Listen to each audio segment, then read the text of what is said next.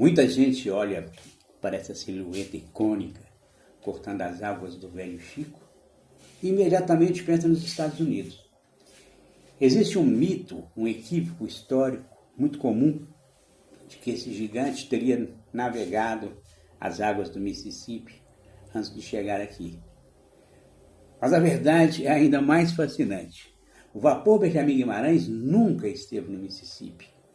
Embora ele tenha o clássico Mississippi Style, ele foi um sonho encomendado, peça por peça, para as águas do Brasil. Hoje eu vou contar a trajetória real de como essa lenda chegou ao Rio São Francisco. A nossa história começa longe do sertão, sob o céu cinzento de Pittsburgh, na Pensilvânia, em 1913. Foi nas margens do rio Allegheny, no famoso estaleiro James Rios & Sons, que esse gigante de aço ganhou vida. Ele não foi comprado, usado, como muitos pensam.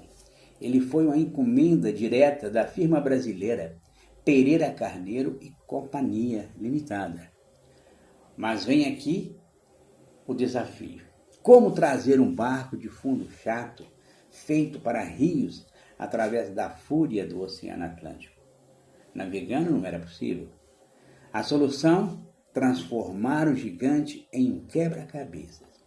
Imaginem a cena.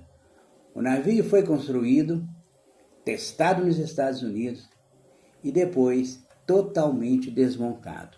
Chapas de aço, a caldeira colossal, o motor a vapor, as engrenagens da roda de popa foram numeradas e colocadas em caixotes de madeira, atravessaram o oceano no porão de um cargueiro até o porto do Rio de Janeiro.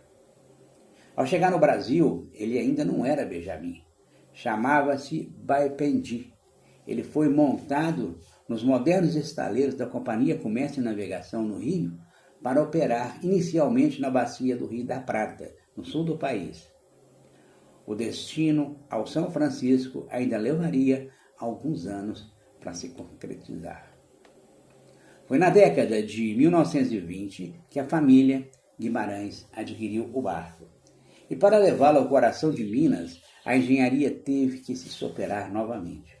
O vapor foi parcialmente desmontado e colocado sobre os trilhos da ferrovia. As caldeiras e o eixo da roda de paz rasgaram o interior do Brasil, subindo a serra até chegar ao porto de Pirapora. Ali, nas barrancas do Rio São Francisco, sob o sol forte e o esforço de homens com chapéu de palhas, ribite quente, ele foi definitivamente remontado e batizado como Benjamin Guimarães. Ali se encontrou sua alma. Diferente de tudo que vemos hoje, o coração desse gigante respira. O motor do Benjamin Guimarães é uma joia do início do século XX. Não existem hélices submersas. Tudo começa na caldeira, alimentada a lenha, onde a água vira vapor sob alta pressão e corre por tubulações pesadas até cilindros na polpa. É um motor de dupla ação. O vapor empurra o pistão para frente e para trás em um bailado mecânico potente.